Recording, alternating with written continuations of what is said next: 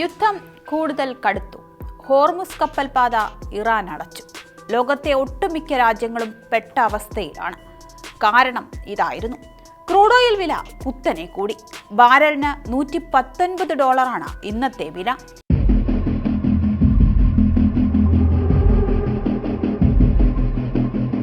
Iran യുദ്ധത്തിന്റെ പശ്ചാത്തലത്തിൽ petrol diesel വിലകൾ കുത്തനെ കൂടുമെന്ന ആശങ്കയിലാണ് ജനങ്ങൾ. കഴിഞ്ഞ ദിവസം പാചകവാതകത്തിന്റെ വില കൂടിയതോടെ എണ്ണവിലയും കൂടുമെന്ന് അവർ ഉറപ്പിച്ചു. എണ്ണവില കൂടിയാൽ അത് അവശ്യ സാധനങ്ങളുടെ വിലയിൽ കാര്യമായ മാറ്റമുണ്ടാക്കുകയും ജീവിത ചെലവ് താങ്ങാനാവാത്ത നിലയിലേക്ക് എത്തിക്കുകയും ചെയ്യും എന്നതാണ് ആശങ്കയ്ക്ക് കാരണം. എന്നാൽ അത്തരത്തിലുള്ള ആശങ്ക അസ്ഥാനത്താണെന്നാണ് സർക്കാർ വൃത്തങ്ങൾ പറയുന്നത്. കേന്ദ്ര സർക്കാരിന്റെ ദീർഘവീക്ഷണത്തോടെയുള്ള പദ്ധതികളുടെ ഫലമാണിത്. ആഗോളതലത്തിൽ എണ്ണവില കുതിച്ചുയർന്നിട്ടും എന്തുകൊണ്ട് ഇന്ത്യയെ ബാധിക്കുന്നില്ല എന്നതിനുള്ള കാരണങ്ങൾ ഒന്ന് പരിശോധിക്കാം. കരുതൽ ശേഖരം കരുതുന്നതിനേക്കാൾ അപ്പുറം. ലോകത്തെ ഏതാണ്ട് എല്ലാ രാജ്യങ്ങൾക്കും എണ്ണയുടെ കരുതൽ ശേഖരം ഉണ്ടാവും. എന്തെങ്കിലും പ്രതിസന്ധി ഉണ്ടായാൽ ആ സമയത്ത് ഉപയോഗിക്കുന്നതിന് വേണ്ടിയാണിത്. നിലവിൽ ഇന്ത്യയിൽ 250 ദശലക്ഷം ബാരൽ എണ്ണയുടെ കരുതൽ ശേഖരം ഉണ്ടെന്നാണ് കണക്കുകൾ വ്യക്തമാക്കുന്നത്. കുറച്ചു നാളുകളായി ഇന്ത്യയിലെ എണ്ണവില സ്ഥിരമായി നിൽക്കുകയാണ്.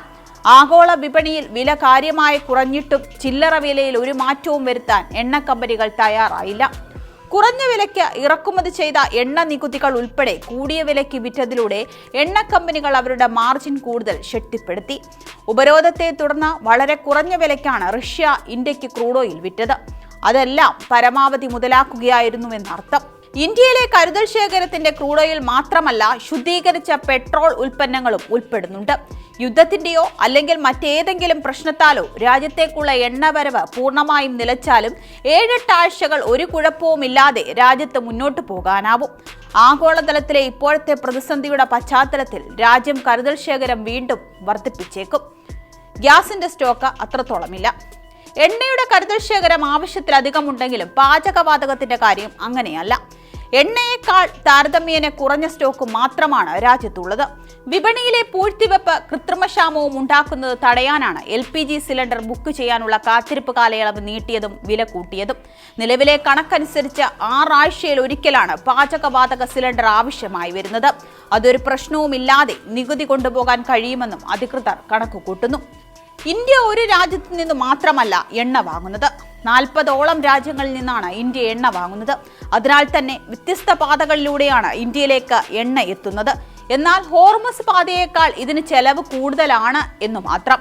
റഷ്യയിൽ നിന്ന് എണ്ണ വാങ്ങുന്നത് കാര്യമായ നേട്ടമാണ് ഇന്ത്യക്ക് ലഭിക്കുന്നത്. വിപണി വിലയേക്കാൾ കുറഞ്ഞ വിലയ്ക്കാണ് റഷ്യ ഇന്ത്യക്ക് എണ്ണ നൽകുന്നത്. അമേരിക്കയുടെ കണ്ണുരുട്ടലിൽ പേടിച്ച് ചില രാജ്യങ്ങൾ റഷ്യയിൽ നിന്ന് എണ്ണ വാങ്ങുന്നത് അവസാനിപ്പിച്ചുവെങ്കിലും ഇന്ത്യ അത് തുടർന്നിരുന്നു. പ്രതിസന്ധിയുടെ പശ്ചാത്തലത്തിൽ റഷ്യയിൽ നിന്ന് എണ്ണ വാങ്ങാൻ ഇന്ത്യക്ക് അമേരിക്കയുടെ അനുമതിയുമുണ്ട്. എല്ലാം പരമാവധി ഭദ്രമാക്കിക്കൊണ്ടാണ് ഇന്ത്യ മുന്നോട്ട് പോകുന്നത് എന്ന് അർത്ഥം.